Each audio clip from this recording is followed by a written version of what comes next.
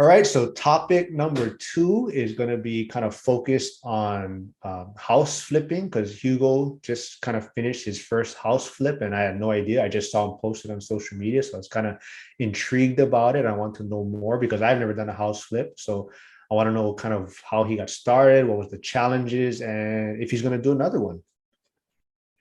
Hey, what's up, Mark? Thank you. Thank you for the engagement on the flip of the house. That's right. I just this past weekend listed my first flip on the market.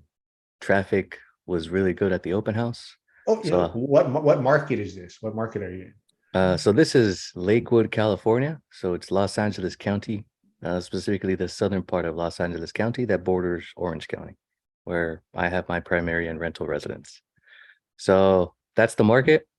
Um, and I think the timing of the flip is really, really good because we have record low inventory.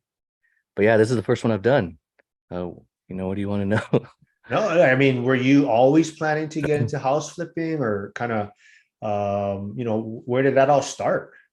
Man, we could even take it back 2 episodes, going back to put your money to work for you in your 30s, right? So I'm 34 and I wanna do what I preach, right? So I wanna put my money to work for me. Um, so I had the opportunity to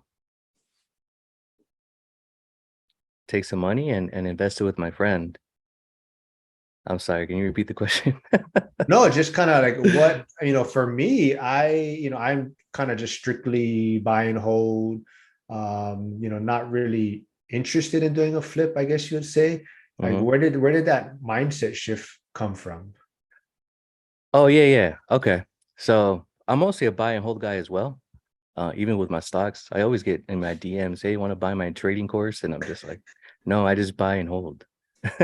Or I like the method buy, borrow, and die, right? So you Yeah. buy, make the assets, and then you can borrow against those assets, and then you die and you pass on those assets. So buy and hodl and buy, borrow, and die.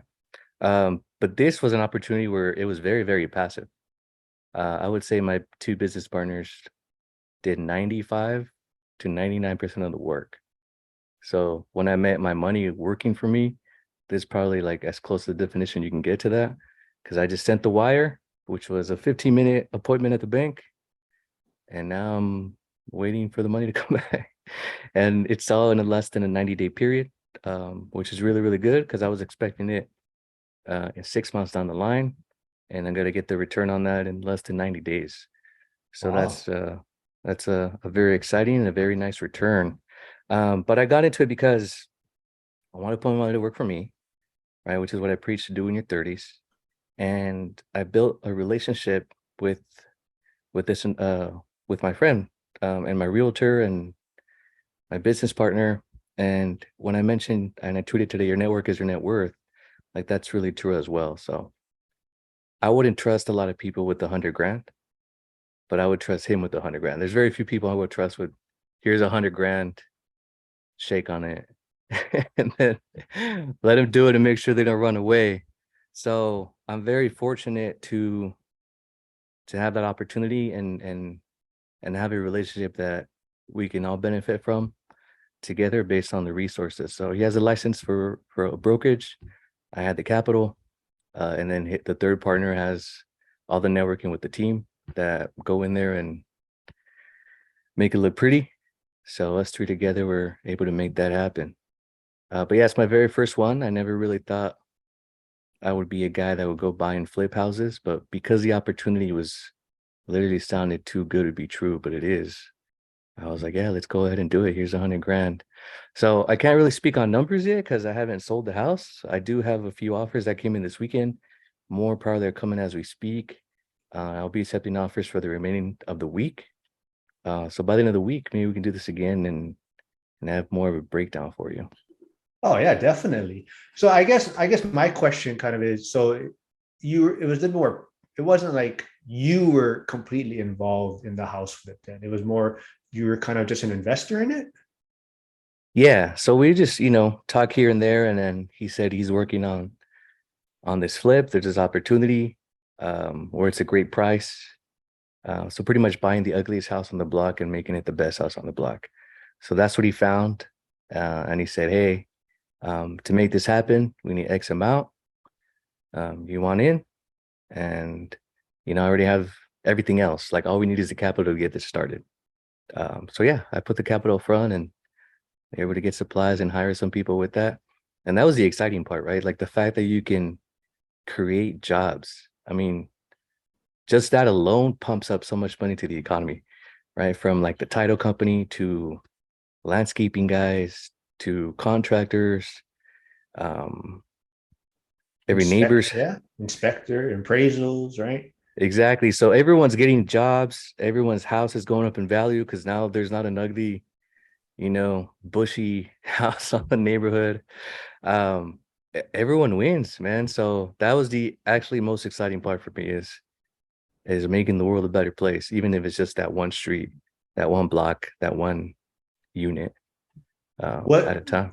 was your mindset kind of like you're trying to learn how these guys do it so that you can start doing it on your own after? Or you kind of just, like you said, you want to stay more on the passive side of it?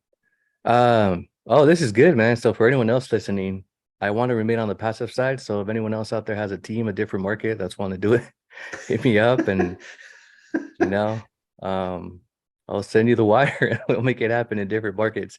However, I do think Southern California is probably the best market to do it in, just based on the margins, right? And based on the record low inventory. So yeah, people are moving out of the state, but the demand is not slowing down at all here. I mean, I've seen condos go for over $1 million, right? Two-bedroom condos, like you're really talking about 1,000 square feet. So I think um I think the opportunity was great, but I do want to stay on the passive side. When I remodeled my bathroom at my rental, I did learn a little hands-on about, where to cut cost, what gives you the biggest return of value, um, using the tools that I haven't used before, supplies I haven't used before. So that was a learning experience and that was great. So if I have to do that, yeah, I'll go, you know, throw a hammer on the wall. Like that's fine. I'm not scared, right? At the end of the day, it's my investment. I'll do whatever it takes to make sure I get my return. But at the moment, the team is so great that literally it's just sending the wire and sitting back and probably just go look at the house 2 or 3 times throughout that 30-day period where they're remodeling it and just see how things are going and help them decide that light bulb or that color trim, um, or add a window here just based on which way the sun hits at what time. So yeah, it's pretty passive. I definitely want to do more of it. I figured if I can do 2 or 3 of those a year, I could probably supplement my 9 to 5. Yeah. So the property that you flipped in its original condition, could somebody have been living there? No, no. So let's make that clear because I know there's people that get a bad taste Yeah. with I mean, I don't know the words they use, but no, it was not livable. You couldn't live there legally. So I made it livable. We made it livable. Right. So for anyone that's gonna go and talk ish, yeah. There was no one there, Yeah. no one got kicked out, Yeah. no one was like not paying their rent. No, it was a house that no one was there. There was only bushes growing inside. It was a house that anybody could have took the opportunity to bring it back to life, basically, right? Like, I mean, like you said, Exactly. provide housing for other people. Exactly. Right. So if there's a housing shortage, I'm the one that fixed that problem. Yeah, there's only one of me or three of us. But yes, for those people that have a problem with that, I provided the housing. So let's make that clear. Yeah, I think that's I think that's kind of what you're pointing towards. That there's a lot of people out there that say house flippers are one of the big problems in the housing inventory or housing market, or rate the prices inflating so much because they're fixing up these homes to be sold at a higher price, but a lot of them don't realize that a lot of these homes that house flippers are taking over is nobody can live there anyways in its original state. Exactly. No one could live there anyways, and it becomes a hub for many things, right? Mm. People can kidnap someone and take them there because it's abandoned. Yeah. Um, I mean, so many bad things can happen. So yeah, I want to make sure that message is clear. I definitely want to keep doing good things with my money. Cool. So what would you say maybe was the biggest learning experience for you on your first house flip? Oh man, like any investment, even though I haven't seen the profit yet, why was I not doing this sooner? Oh, Why was I not doing this sooner? So remember we talked 2 episodes ago, and that biggest mistake is like I just pulled out equity and just party with it. I could have pulled out the equity and been doing that since, and just kept multiplying and multiplying and multiplying and multiplying it. do you think did interest rates affect you in any way? Did it make it easier, more challenging? At the time the opportunity was presented to me, the I was thinking about the Fed Now announcement and how the Fed Now was going to start this month in July. And I was thinking the house is going to be on the market around that time. I don't know how that's going to impact people. Our bank account's going to be frozen by then, right? Like I'm thinking every scenario. All right, this Fed Now, are they gonna tell us, oh, you can't buy that? So I'm thinking about the rate hikes and going, oh man, rate hikes are only going to keep going up. So that did impact the contract that I signed, where instead of getting a third, right, 33% split, being third owner, I made it so I get a flat amount back. Oh. Now, looking at how things turned out in July, the way things are now, I'm like, oh, maybe I should have done the third percent partner, um, because I think it'll be a little more than the amount. But that's fine. A win's a win. I don't think I'm going to get that type of return in any other investment Did you in say that period of time. did you say you were expecting 6 months to get a return, but you're looking at 3 months now? Is that what I heard you say? Yes, yes, I did, because the contract was for 6 months. I know it was made just for everyone, protect everyone, right? Okay. Just because there's so much. If there's anything anyone can agree on this housing market, it's definitely the uncertainty, and then the demand, and then the lack of supply. But um, wait, what was the question? My bad. Just kind of so the 6 month Oh expectation for your yeah. return is more for So like in a the contract, conservative. yeah. So in the contract, we Okay. just put that out to be like, all right. So we understand. So on day 90, I'm not like, hey, where's my money? Like I Okay. understand it was a way for them to protect their side, for us to deal with any market turns in case, and just to have a little bit of cushion. But now, yeah, now the money's, 3, 4 months tops. Okay. And then I think I kind of cut you off when you first brought it up, but you said you had an open house and there was a lot of people, a little bit of people showed up, or No, a lot of people shut up. So this is the second time I have a house on the market. There was a point where I thought I was going to sell my condo, and probably like 25 people stopped all weekend. But this one, I was there for 3 hours, and over 30 people showed up just in that 3 hour period. And the open house was still going to go on for 2 more hours. So I left early. But yeah, I was told it was in the high 30s, almost 40 people showed up just that one day I was there. And in the previous day, there was double that amount of people.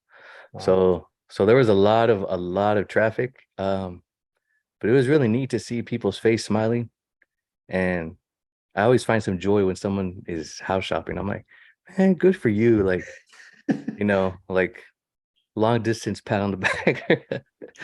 I'm just so happy for them. So it's nice to see their faces light up and be like, oh, I like this, I like that, and start planning the kids could do this here. And I'm like, wow, like, look at what we're causing here. Like, come on, let's do this again. Like, Do you think a lot of these people were investors or kind of or homeowners?